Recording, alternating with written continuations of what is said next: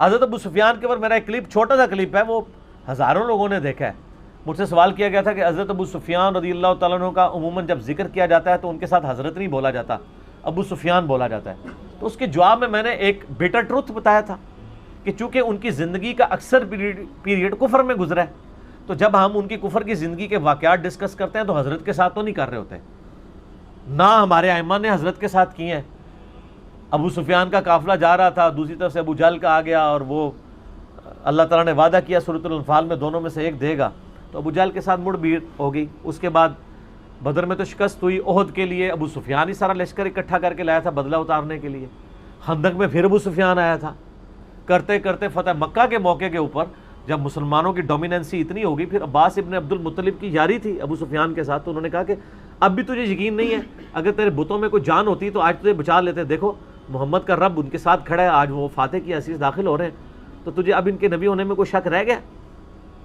تو اس وقت انہوں نے اسلام قبول کیا، اور میں نے اس میں کہا تھا کہ یہ اسلام انہوں نے اس وقت قبول کیا جب بالکل موت کا ڈر سامنے آ گیا تھا. لیکن میں نے ساتھ یہ بولا تھا کہ ہم سے بہتر اسلام ہے، ہم باقی اصحاب سے کمپیئر کر رہے ہیں، جو قرآن میں ہے کہ جو فتح مکہ سے پہلے مسلمان ہوئے اور جو بعد میں وہ برابر نہیں ہو سکتے. ٹھیک ہو گیا. پھر نبی علیہ السلام نے ان کی دل جوئی کے لیے فرمایا کہ جو ابو سفیان کے گھر میں داخل ہو جائے وہ امن پا گیا.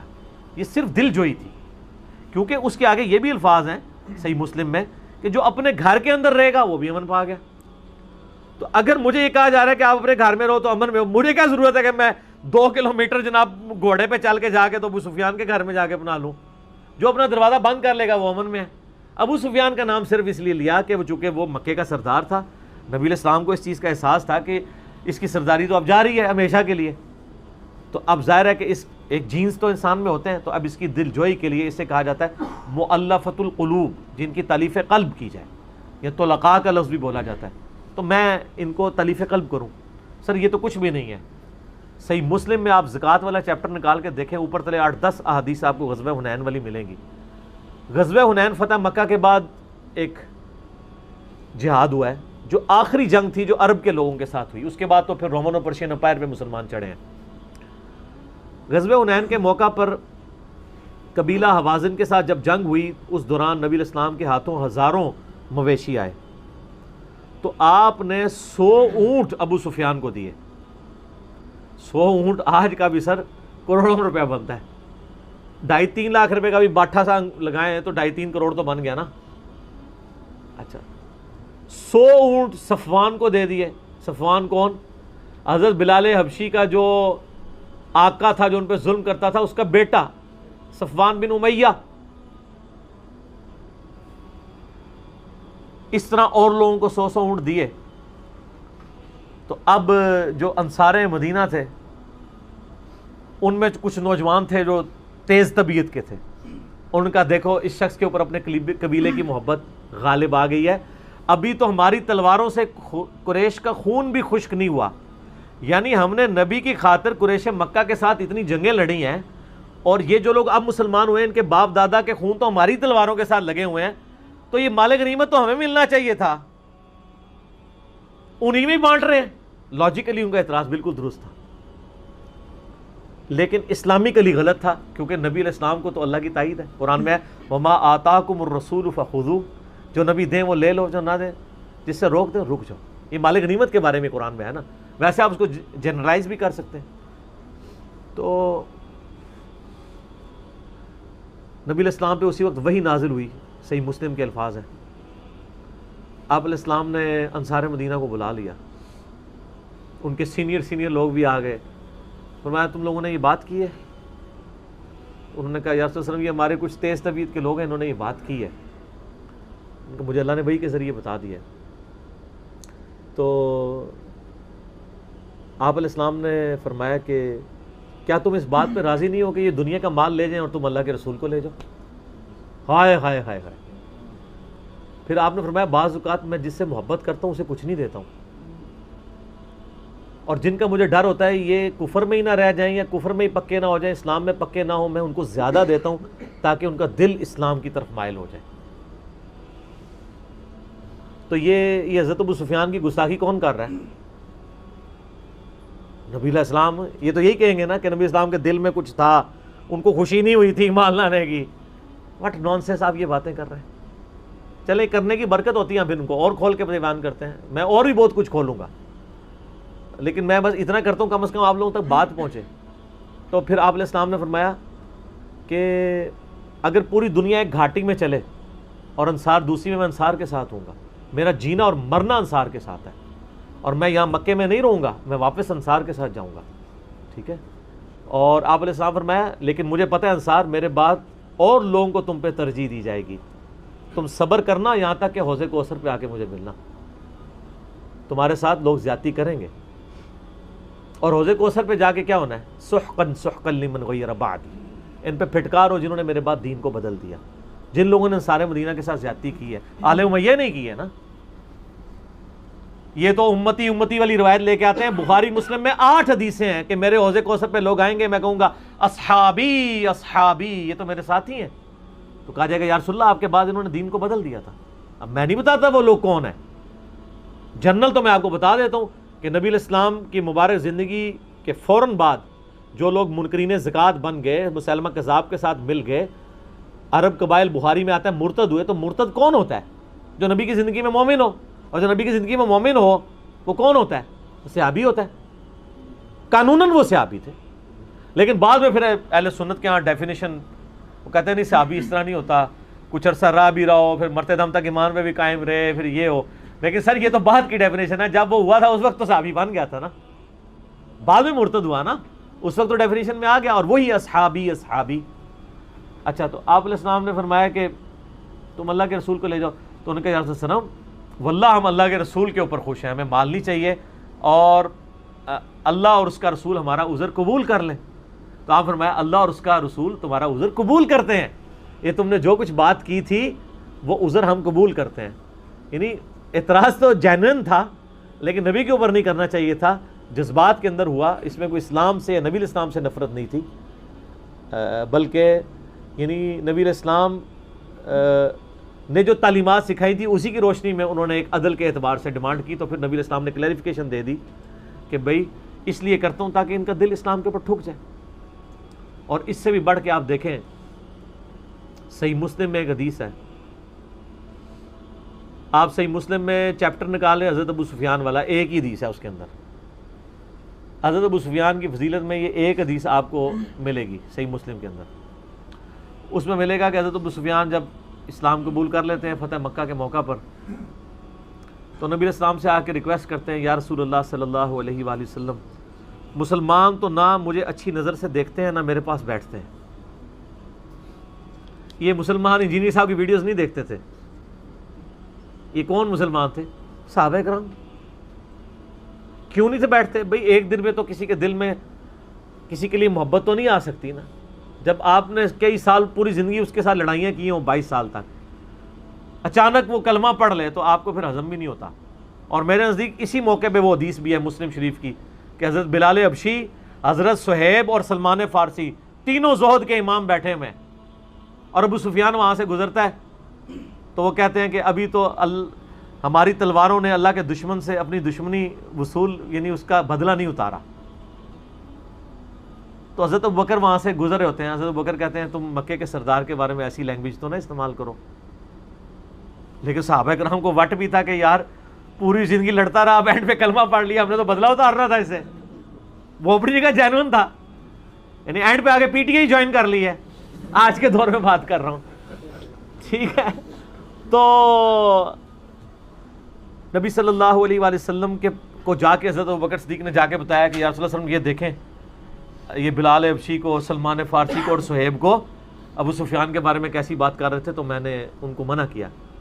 تو آپ علیہ السلام نے حضرت ابوبکر کو الٹا ڈانٹ دیا. آپ نے فرمایا تم نے ان کے دل دکھا دیے. آپ کو پتا تھا یار ان لوگوں نے قربانیاں کی ہوئی ہیں. حضرت ابوبکر کی للہیت دیکھیں, الٹے قدم واپس آئے اور کہا کہ میں آپ سے معافی مانگتا ہوں اگر آپ کی دل آزاری ہوئی ہو. ہائے ہائے ہائے, یہ بالکل فٹ ان بیٹھتی ہے مسلم شریف کی یہ والی حدیث دوسری حدیث میں. اچھا, اس مسلم شریف کی حدیث میں آتا ہے نہ مسلمان میرے پاس بیٹھتے ہیں نہ میری اچھی نظر سے مجھے دیکھتے ہیں. تو یا رسول اللہ صلی اللہ علیہ وسلم میری کچھ خواہشات ہیں اگر آپ پوری کر دیں. آپ ہمیں بتاؤ کہ رسول اللہ صلی اللہ علیہ وسلم میری بیٹی ہے حبیبہ، اگر آپ اس کو اپنے نکاح میں لے لیں میرا آپ کے ساتھ ایک رشتہ قائم ہو جائے، مسلمان مجھے رسپیکٹ دینا شروع کر دیں گے، اور یہ میرا بیٹا ہے معاویہ، اس کو آپ اپنا نائب منشی رکھ لیں، یہ کاتب ہے، آپ کے لیے خط و کتابت کر دیا کرے گا۔ تو آپ فرمایا ٹھیک ہے، نعم، مختصر جواب دیا۔ اور تیسرا، مجھے کسی جہادی لشکر میں بھیج دیں کہ پہلے تو میں اسلام کے خلاف لڑتا رہا، میں اسلام کے لیے بھی لڑ لوں۔ آپ فرمایا اچھا۔ یہ حدیث ختم نہیں ہوتی، وہ راوی کہتا ہے حدیث کا، ابو زمائل ابن عباس کا شاگرد، وہ کہتا ہے کہ نبی علیہ السلام کی عادت تھی کہ آپ نہ نہیں کسی کو کیا کرتے تھے۔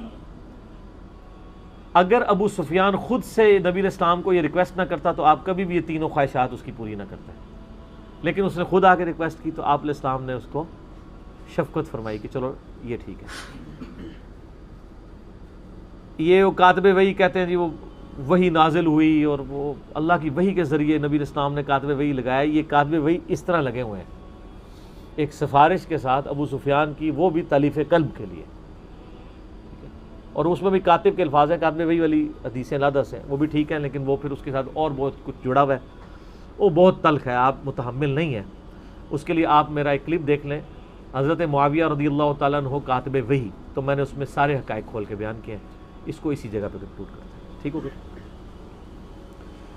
علی بھائی اگلا سوال ہے، کراچی کے ایک مفتی نے ایک لکھی ہوئی پرچی پڑھی جس پر آپ پر یہ الزام لگایا کہ آپ کا موقف ہے کہ اگر کوئی قبر کے سوالات کے صحیح جوابات بھی دے دے تو بھی فرشتے اس مسلمان کو پیٹتے ہیں۔ استغفر اللہ۔ کیا دیکھ لو، خود علم کیوں نہیں حاصل کیا؟ کیا تو نے خود علم کیوں نہیں حاصل کیا؟ حالانکہ آپ نے یہ بات صحیح بخاری سے جوابات نہ دینے والے کے بارے میں بیان فرمائی تھی۔ یہ علماء اللہ سے ڈرتے نہیں ہیں؟ کیا سستی شہرت کے لیے جھوٹ تک بول جاتے ہیں؟ جھوٹ تو بہت چھوٹی چیز ہے، یہ تو بہتان بھی لگا دیتے ہیں کسی کے اوپر، اور اس کی وہ پلی لیتے ہیں صحیح بخاری مسلم کی حدیث کی کہ جنگ دھوکے کا نام ہے، اور وہ یہ سمجھ ہوتے ہیں ہمارے ساتھ ان کی جنگ ہے۔ ہمارے ساتھ کسی کی کوئی جنگ نہیں ہے، آپ ہمارے بھائی ہیں، ہم آپ کے پیچھے نمازیں پڑھتے ہیں، آپ کی مسجدوں میں چندے دیتے ہیں، ٹھیک ہے نا؟ آپ لوگوں کو تو توفیق نہیں ہوگی کہ ایک فرقے کا دوسرے کے فرقے میں چندہ دے جائے، ٹھیک ہے؟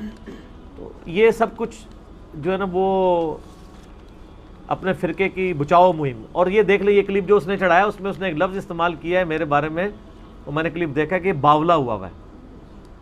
تو باولا کہتے ہیں پاگل کو، عموماً ہم تو کتے کے لیے یہ ٹرم استعمال کرتے ہیں، کراچی میں ہو سکتا ہے ویسے بھی پاگل کے لیے استعمال ہوتی ہو، اور ظاہر ہے یہ ٹرم استعمال کرنا کوئی مسئلہ نہیں ہے کیونکہ ان کے بزرگ بھی یہی ٹرم استعمال کرتے تھے۔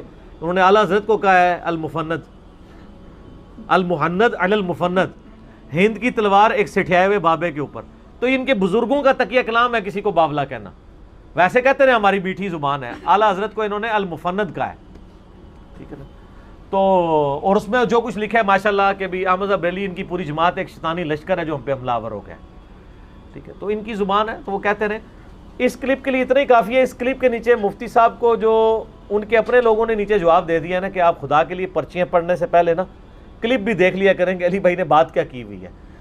آپ لوگوں کی ہنسی یہ بتا رہی ہے کہ کوئی پاگل آدمی ہوگا جو یہ بات کرے گا کہ سوالوں کے جو جواب بھی دے دے اس کی بھی پھینٹی لگے گی۔ مجھے پھینٹی لگوانے کا شوق ہے، میں نے کیوں یہ بات کرنی ہے؟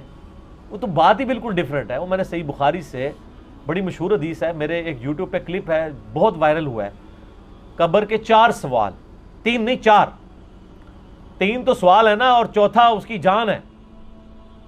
وہ صحیح بخاری میں بھی حدیث موجود ہے اور ابو داؤد کے اندر بھی موجود ہے، دونوں کو ملا کے میں وہ آپ کو بیان کرتا ہوں۔ بخاری شریف میں جو 1374 نمبر حدیث ہے انٹرنیشنل نمبر کے مطابق کتاب الجنائز چیپٹر میں، اس میں آتا ہے کہ جب منافق شخص سوالات کے جوابات نہیں دے پاتا، منافق سے مراد آپ یہ نہیں سمجھیں کہ منافقین مدینہ، مراد یہ کہ جو مسلمانوں میں سے بھی ہے، تو وہ سوال کے جوابات میں کہتا ہے لا ادری لا ادری، مجھے کچھ پتہ نہیں، مجھے کچھ پتہ نہیں، ٹھیک ہے؟ اور وہ اینڈ پہ یہ کہتا ہے کہ جی میں تو وہی کہتا تھا جو لوگ کہا کرتے تھے، یعنی میں سنا کہ اگر میں قادیانیوں گھر پیدا ہوا تھا تو میں قادیانی تھا، میں نے کبھی کوشش ہی نہیں کی۔ تو فرشتے اسے کہتے ہیں لا دریتا ولا تلیتا، اس کے 2 ترجمے کیے گئے، تو نے خود سمجھنے کی کوشش اور خود چلنے کی کوشش کیوں نہیں کی حق کے راستے کو فالو کرنے کی؟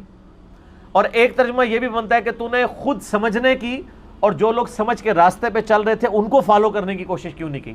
دونوں ترجمے بجا کے وقت درست ہے، بل دیوبندیوں نے یہی ترجمہ کیا کہ تو نے خود سمجھنے کی اور حق کو فالو کرنے کی کوشش کیوں نہیں کی؟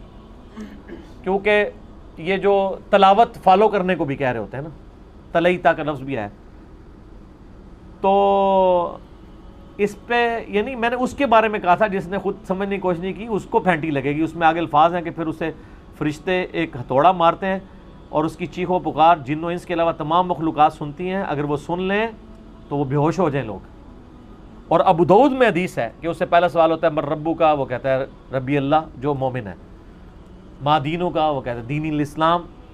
پھر اس سے نبی الاسلام کے بارے میں پوچھا جاتا ہے کہ ما کنت تقول فی حق ھذا الرجل، اس مرد کے بارے میں تیرا کیا عقیدہ ہے؟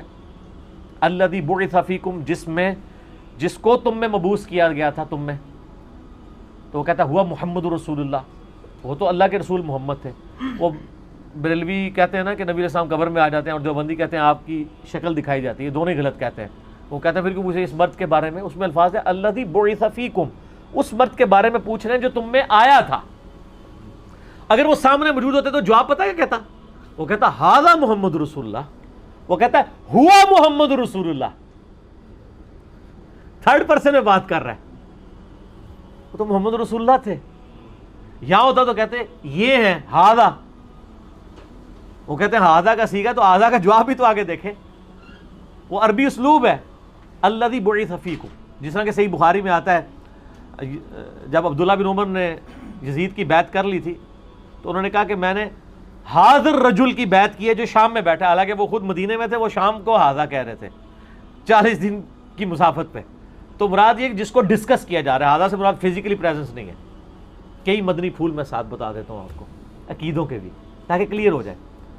تو جب تینوں سوالوں کے جواب دیتا ہے نا تو فرشتے کہتے ہیں تو یہ چیزیں کیسے معلوم ہوئی؟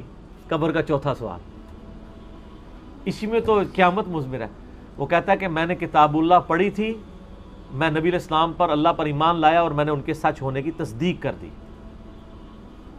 تو اس پہ میں نے بتایا تھا کہ اگر آپ کتاب اللہ نہیں پڑھیں گے، اس پہ عمل نہیں کریں گے، اس کا ترجمہ نہیں سیکھیں گے، تو آپ کس طرح قبر کے سوالات کے جوابات دیں گے؟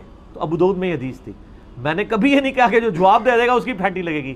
اچھا یہ بغیر ٹکٹ کے یہ سارے کرتے ہیں مولوی میرے ساتھ، صرف دیوبندی نہیں کر رہے ہیں، بریلوی بھی، اہل حدیث بھی، شیعہ بھی، یعنی وہ پرچیاں پڑھ رہے ہیں اور اگر یہ کہہ رہے ہیں پرچی کسی نے لکھ کے دی ہے، سر مجھے کوئی لاکھ پرچیاں لکھ کے دینا کسی کے بارے میں، کبھی آپ نے دیکھا کہ میں نے جھوٹا الزام لگایا ہو؟ جب تک میں خود دیکھ نہ لوں۔ صحیح بخاری و مسلم میں حدیث ہے کہ اس شخص کے جھوٹا ہونے کے لیے کافی ہے کہ ہر سنی سنائی بات کو بغیر تحقیق کے آگے کر لے۔ کیوں یہ پرچیاں بن کے جھوٹ بولتے ہیں؟ صرف اس لیے تاکہ اپنی پبلک کو، یعنی اپنی پبلک کو ایک میسیج دے دیں کہ یہ اس طرح کی باتیں کرتا ہے، اور نیچے دیکھ لیں وہ اندھے مقلد لگے ہوئے ہیں کہ ہاں واہ مفتی صاحب نے بہت پیاری بات کی ہے، کیسے ہو سکتا ہے؟ اوہ میرا کلپ بھی تو دیکھ لو، میں گل کی ہے، خام خواہ بغیر ٹک ٹو چار پڑھتے ہو، اور دیکھیں ہر دوسرے کلپ کے اندر میرا نام لکھ کے چڑھا رہے ہوتے ہیں، پھر ہمیں مجبوراً بعض کا جواب دینا پڑتا ہے، اور یہ صرف کمائی کرنے کے لیے کر رہے ہوتے ہیں۔ انہوں نے اپنے چینلز کو ویڈیوز کے ساتھ مونیٹائز کیا ہوا ہے، بیہودہ ویڈیوز کے ساتھ۔ میں نے آپ کو پہلے بتایا کہ میں وہ ویڈیوز لگاؤں نا، میرے چینل کی مہینے کی کمائی 15 سے 20 لاکھ روپے بنتی ہے، اور یہ اتنے کما رہے ہیں مہینے کی، سر سال کی نہیں۔ اور یہ جو آپ کی ایک یا دو ڈشیں بنا کے ہفتے میں ایک ویڈیو چڑھاتے ہیں وہ 1.5 لاکھ روپے کما رہے ہیں، ان کی تو ویورشپ جو ہے وہ ہفتے میں بمشکل 2 لاکھ ہوتی ہے۔ ہماری اللہ کے فضل سے روزانہ کی 2 لاکھ سے زیادہ ویورشپ ہے، 70-80 لاکھ مہینے کی بنتی ہے۔ تو آپ ذرا اس کو کیلکولیٹ کریں۔ ان لوگوں نے وہ مونیٹائز کیے ہوئے چینل، بیہودہ عورتوں کے اشتہار لگے ہیں، اور مجھے دکھ ہوا مولانا طارق جمیل صاحب کو بیچاروں کو تو نہیں پتا ہوگا، ان کے چینل کے اوپر بھی وہ سارے بیہودہ اشتہار چل رہے ہیں۔ پاکستان میں بیہودگی ان کی نہیں دیکھی جا رہی، باہر کے ملکوں میں کیا چل رہے ہوں گے؟ ویڈیو اشتہار کا مطلب ہے کہ بلیڈ کا اشتہار بھی آئے گا نا، اس میں بھی عورت ٹپکی ہوگی، حالانکہ بلیڈ کا عورت کے ساتھ کیا لینا دینا، شیو تو مرد نے کرنی ہے، صرف بیہودگی پھیلانے کے لیے۔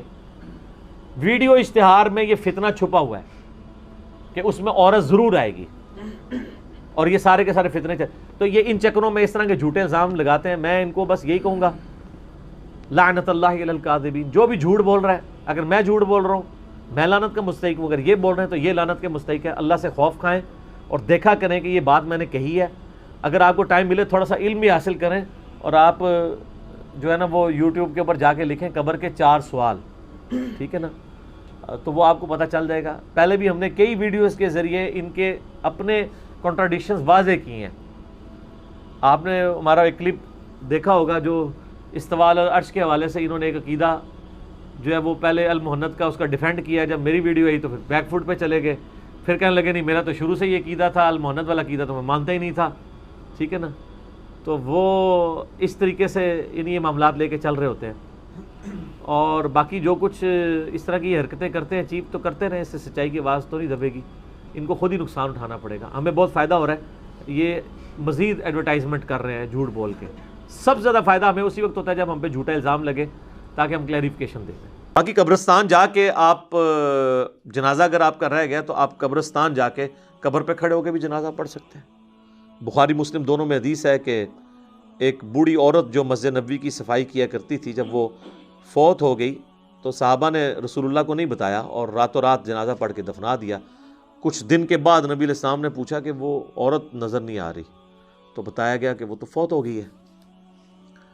تو حضور نے فرمایا کہ مجھے اس کی قبر پہ لے جاؤ۔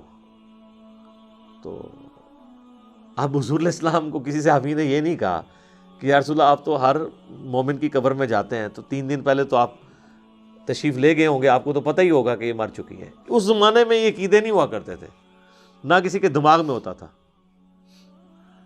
تو رسول اللہ صلی اللہ علیہ وسلم کو وہ قبر پہ لے گئے، تو آپ علیہ السلام نے جا کے وہاں پہ قبرستان میں اس کی قبر پہ کھڑے ہو کر جنازہ پڑھا۔ یہ غائبانہ نماز جنازہ نہیں ہوتا، کیونکہ اس میں تو قبر سامنے ہوتی ہے، اور اس کا طریقہ یہ ہوتا ہے کہ آپ نے قبر کی ایسی سائڈ پہ کھڑے ہونا ہے کہ آپ کا قبلہ کی طرف رخ ہو اور قبر آپ کے سامنے ہو۔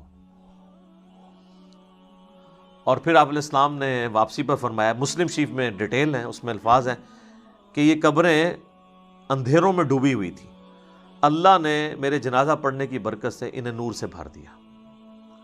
اب یہ سبحان اللہ تو آپ نے بول دیا ہے، لیکن اس کا جو ایک تلخ پہلو ہے کہ نبی کی دعا کی برکت سے کسی کافر کی قبر جو ہے نا وہ نور سے نہیں بھر سکتی، کیونکہ کافر کے بارے میں تو نص قطعی ہے قرآن کی۔ وہ تو سورہ توبہ میں آپ 70 دفعہ بھی دعا کریں ہم نہیں قبول کریں گے، منافقین کے لیے، کافروں کے لیے۔ تو یہ مسلمانوں کی قبریں تھیں نمبر 1، اور مسلمان ظاہر بریلوی دیوبندی اہل حدیث نہیں، اس زمانے کے مسلمان۔ میں صحابہ نہیں کہتا، ورنہ آپ کہیں گے گستاخی ہو گئی ہے۔ آپ خود ہی پوچھ لیجیے گا بھائی کون لوگ ہوں گے جو حضور کی زندگی میں فوت ہو چکے ہیں ایمان کی حالت میں۔ اچھا، تو نبی علیہ السلام نے فرمایا کہ نور سے اللہ تعالیٰ نے ان کی قبروں کو بھر دیا۔ اچھا، پہلے اندھیروں میں تھی، اور اس سے یہ بھی پتہ چلا کہ رسول اللہ کی برکت کیا ہے کہ آپ کے جنازہ پڑھنے کی برکت سے اللہ تعالیٰ نے آپ کی دعا کی برکت سے ان کو یہ نفع عطا فرمایا۔ اب یہ حضور کی دعا ہی ہے، باقی تو جنازہ تو صحابہ نے بھی ان کا پڑھا ہوگا، ٹھیک ہے۔ یہاں تو لوگ کہتے ہیں بزرگ جنازہ پڑھ لیں تو جناب سمجھو کہ اگلے پچھلے سارے مردے بخشے گئے، تو جنازے تو ان کے بھی ہوئے ہوئے تھے، لیکن حضور کے جنازہ پڑھنے سے فرق پڑا؟ ویسے تو نہیں پڑا۔ اس طرح بخاری مسلم میں حدیث ہے، نبی علیہ السلام ایک جگہ سے گزر رہے تھے تو آپ کا خچر بدک گیا اور آپ رک گئے، تو صحابہ نے پوچھا یا رسول اللہ کیوں رکے ہیں؟ آپ نے فرمایا ان 2 قبر والوں کو عذاب ہو رہا ہے۔ کسی صحابی نے نہیں کہا کہ کشف القبور ہے، ہمارے جو گھوڑے کے قدموں سے خاک نکل کے جو ہمارے گھوڑے کے نتھنے میں بیٹھے گی، وقت کا بڑے سے بڑا غوث بھی اس مرتبے کو نہیں پہنچ سکتا۔ جب غوث قبروں کے اندر جھانک کے دیکھ لیتے ہیں تو یا رسول اللہ ہم بھی ابھی دیکھ لیتے ہیں۔ وہ تو حضور سے پوچھ رہے کہ یا رسول اللہ یہ کیا ہے، قبر کے اندر کیا ہو رہا ہے؟ سب کہانی ہے۔ بلکہ مسلم شریف میں تو الفاظ ہیں آگے کہ میں نے ارادہ کیا کہ میں اللہ سے دعا کروں کہ تمہیں عذاب قبر سنوا دے، لیکن پھر مجھے ڈر ہوا کہ تم اپنے مردوں کو دفنانا چھوڑ دو گے۔ تو صحابہ نے تو سنا بھی نہیں، دیکھنا تو بڑی دور کی بات ہے۔ بخاری اور مسلم دونوں میں حدیث ہے، ایک مدعم نامی غلام تھا حضور کا جو آپ کی سواری کا کجاوا کسا کرتا تھا۔ غزوہ خیبر کے موقع پر ایک نامعلوم تیر لگا اور وہ شہید ہو گیا۔ صحابہ نے کہا یہ تو سیدھا جنتی ہے، حضور کا خدمت گزار ہے، ظاہر ہے جی ہم بھی ہوں تو یہی کہیں۔ آپ فرمایا تم جنت کی بشارت دے رہے ہو؟ اس نے مال غنیمت سے ایک چادر چوری کی تھی، اللہ نے مجھے دکھایا وہ آگ کی بنا کے اس پہ ڈال دی گئی ہے۔ اب باقی اصحاب میں سے اگر کسی نے ایک رسی بھی چھوٹی سی یہ سمجھ کے اٹھائی کہ مال غنیمت میں اس کی کیا ویٹیج ہے اور گھر لے گیا تھا، فوراً گھروں کو بھاگے لا کے حضور کے پاس جمع کروائی کہ بھئی یہ آپ ہوتے تو آپ کہتے جو کچھ بھی ہے تیرے محبوب کی امت سے ہے. تو محبوب کے ساتھ جو ڈائریکٹلی اٹیچ بندہ ہے اس کو اس نسبت نے کام نہیں دیا جب اس نے کام غلط کیا ہے. کیونکہ محبوب کے ساتھ تو آپ کی رشتہ داری ہو سکتی ہے, اللہ کا کوئی رشتہ دار نہیں ہے سر. اللہ کے ساتھ کسی کی رشتہ داری نہیں ہے. غوث پر سارے فیل کرتے ہیں. میرا میکینیکل انجینئرنگ دا فارمولا کو غوث پڑھ کے نا ویکھ کے میں لکھ کے دینا لکھ کے انہوں دیکھ کے پڑھ کے دس دے کوئی زبانی تو بڑی دور دی گل ہے. اور میں صرف کہہ رہا ہوں پڑھ کے بتا دے, سمجھا تو مجھے پتا ہے کہ وہ سکتا ہی نہیں ہے جب تک اس نے انجینئرنگ نہیں کی ہوگی. اور ان کا تو دعویٰ ہے نا کہ اللہ کو تو انجینئرنگ آتی ہے نا جی, کہ اللہ ان کو سکھاتا ہے, تو پھر سکھا دے اللہ ان کو. سب کہانیاں بنائی ہوئی انہوں نے. تو نبی علیہ السلام فرمایا کہ ایک پیشاب کے چھینٹوں سے نہیں بچتا تھا, دوسرا چغلی کھایا کرتا تھا. پھر آپ علیہ السلام نے ایک ٹہنی درخت کی توڑی, اس کے 2 حصے کیے اور اسے لگا دیا دونوں قبروں پہ. آپ نے فرمایا جب تک یہ ہری رہیں گی نا ان کے عذاب میں تخفیف ہوگی. اب یہ حضور کے ہاتھوں کی برکت ہے. لوگوں نے پھر آگے ضرب تقسیمیں لگا دیں کہ جی وہ ٹہنیاں جو ہے اللہ کا ذکر کریں گی اور ذکر کرنے کی برکت سے یہ ہوگا. اور سر ٹہنیاں لگانے سے کیا ہونا ہے, وہ رسول اللہ کے مبارک ہاتھوں کی برکت تھی. اور اسی کو پھر ایکسٹراپولیٹ کیا ہے نا انہوں نے قبروں پہ جو پھول ڈالتے ہیں. تو پھر آپ پھول نہ ڈالیں, جو نبی علیہ السلام نے کیا آپ وہی کام کریں. آپ ضرور ٹہنی لگائیں, اور یہاں پہ لوگ لگا بھی دیتے ہیں دفناتے وقت سرانی سائڈ کے اوپر, تو آپ سنت کے اوپر اسی سنت کے اوپر عمل کریں. تو آپ نے فرمایا ایک پیشاب کے چھینٹوں سے نہیں بچتا تھا اور ایک چغلی کھایا کرتا تھا. بظاہر ایک دیکھنے میں معمولی سے گناہ ہے, لیکن ان کا عذاب یہ یعنی ان کو دیکھنا پڑا. تو نبی صلی اللہ علیہ وآلہ وسلم کے اس عمل کی برکت سے ان تک یہ نفع پہنچا. تو یہ تو حضور کی برکات ہیں. تو بعض لوگ یعنی نبی علیہ السلام کے قبرستان جنازہ پڑھنے سے غائبانہ نماز جنازہ کی طرف جاتے ہیں. غائبانہ نماز جنازہ یہ نہیں ہے. صحیح بخاری میں موجود ہے نبی علیہ السلام نے نجاشی کا نماز جنازہ غائبانہ پڑھا اور آپ کو اللہ تعالیٰ نے وحی کے ذریعے بتایا. تو آپ نے فرمایا کہ تمہارا بھائی جو ہے وہ نجاشی فوت ہو گیا, تو اس کے لیے 4 تکبیریں کہیں. تو امام بخاری نے اس پہ باب نہیں باندھا کہ غائبانہ نماز جنازہ کا جواز. امام بخاری کو پتہ تھا یہ نجاشی کی خصوصیت ہے, کیونکہ نجاشی کی تو وہ حیثیت نہیں تھی جو رسول اللہ کے اور اصحاب کی تھی. حضور کے نزدیک سب سے لاڈلے صحابہ, جن میں ٹاپ آف دا لسٹ حضرت زید ابن حارثہ, جن کا نام قرآن میں آیا سورۃ الاحزاب میں. حضور کے منہ بولے بیٹے, اور وہ جنگ موتا میں شہید ہوئے. تو بخاری کے الفاظ ہیں, آپ مدینہ شریف میں رو رہے ہیں کہ میرے زید کو شہید کر دیا گیا, میرے جعفر کو شہید کر دیا گیا, عبداللہ بن رواحہ کو شہید کر دیا گیا. اور پھر مسلمان اللہ کی تلواروں میں سے ایک تلوار یعنی خالد ابن ولید پر متفق ہوئے ہیں. تو وہ اپنی فوج بچا کے واپس لانے میں کامیاب ہو گئے رومن امپائر کے اگینسٹ. لیکن نبی علیہ السلام نے ان کا کوئی نہیں کہا کہ اٹھو تو زید پہ نماز جنازہ غائبانہ پڑھے. تو یہ غائبانہ نماز جنازہ کیٹاسٹرافک کنڈیشن میں اگر کوئی کفر کی سرزمین میں مر گیا ہے اور وہاں پہ اس کا کوئی یعنی نماز جنازہ پڑھنے والا نہیں ہے, تو آپ یہاں پہ ضرور پڑھیں. یہاں تو ایک شہر میں مرتا ہے, ہزاروں کا جنازہ ہوتا ہے, دوسرے شہر میں اس کا غائبانہ پڑھ رہے ہوتے ہیں. اور اس کا پڑھ رہے ہوتے ہیں جو ذرا امیر ہوتا ہے, جس نے زیادہ فنڈ دیا ہوتا ہے. غریب آدمی کے لیے کہتے ہیں جی دعا, امیر آدمی کے لیے غائبانہ نماز جنازہ. ٹھیک ہے نا. تو نہ آپ کی دعاؤں سے کوئی فرق پڑ رہا ہے نہ نماز جنازوں سے, کیونکہ آپ تو سب کچھ دنیا داری کے لیے کر رہے ہیں. تو یہ جو ایٹیچیوڈ ہے, پھر اس کے اوپر چندے اکٹھے کرنا. آپ پتہ نا ہمارے تو یہاں ایک بہت بڑی جماعت رہی ہے جس نے غائبانہ نماز جنازہ کو ایک ایکٹیویٹی بنا کے اس طرح پریزنٹ کیا اور یعنی ہلچل مچا کے رکھ دی, اور اس میں پھر چندے اکٹھے کیے. تو یہ بھی ایک یعنی لوگوں کی جیبیں ہتھیانے کا ایک ذریعہ بن گیا. یہ حالانکہ مردے کے لیے تو دعا کرنی ہے کہ اللہ تعالیٰ اس کے لیے کوئی آسانی والا معاملہ فرمائے.